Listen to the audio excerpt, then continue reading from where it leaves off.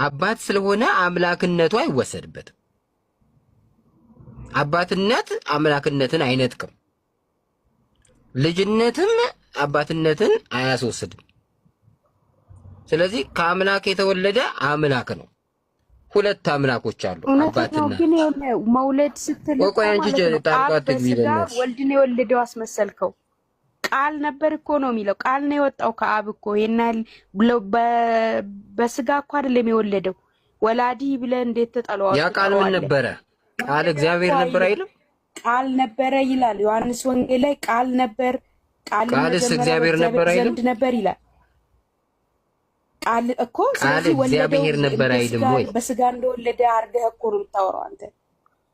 አዳምጫ የራስሽን ብቻ ዝም ብለሽ ከምታወሪ ቃልም እግዚአብሔር ነበር ብሏል። በእግዚአብሔር ዘንድ የነበረው ያ ቃል ራሱ እግዚአብሔር ከሆነ ሁለት እግዚአብሔሮች አሉ። ሁለት እግዚአብሔር አለ። አንደኛው እግዚአብሔር አብ ነው፣ ስሙ አብ ይባላል። ሁለተኛው እግዚአብሔር ወልድ ይባላል ስሙ። ምክንያቱም አብ ወላዲ ስለሆነ አባት ተብሏል። ወልድ ደግሞ ተወላዲ ስለሆነ ልጅ ተብሏል። ልጅ የሆነ አምላክና አባት የሆነ አምላክ ሁለት አምላኮች አሉ። ልጅ የተባለው አምላክ ወደ አባቱ አምላክ ወደ ሆነው አባቱ ለምኗል። የለመነው ግን ከአብ የሚቀበለው ነገር ኖሮ አይደለም። ለአርያነት ለምሳሌ ቆይ አንዴ ተረጋጊ። ቆይ አንዴ ተረጋጊ። አስጨርሽ ብታነብ ማለት ነው።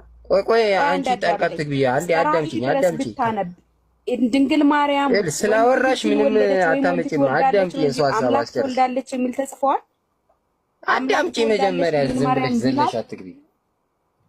ምንም አልዘለልኩ። ምን ትልቅ እውቀት ያስኪ መስል ቡርምቡራ አባልባት ምን እንትን ምንም አታውቂም እንጂ ዘላነሽ እኮ አምላክ ወልዳለች ይላል መጽሐፍ ቅዱስ። ከአንዱ ወደ አንዱ ትዘልያለሽ እንጂ ምንም እንደዘላነ አንተ ራስህ ምንም የተጨበጠ ነገር ሶስት አምላክ አለ አልክ። ሶስት አምላክ ደግሞ አይባልም ትላለህ። ዞረ አብ ወደ ወልድ ወደ አብ ለመነ አልክ።